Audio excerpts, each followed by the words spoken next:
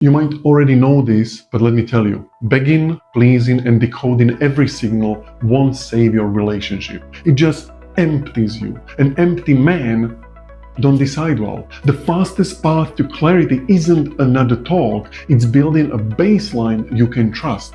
Protect sleep, eat like an adult, hydrate, train, talk to a pro. After 2 steady weeks, stay or go stops feeling like a riddle because you can finally hear yourself.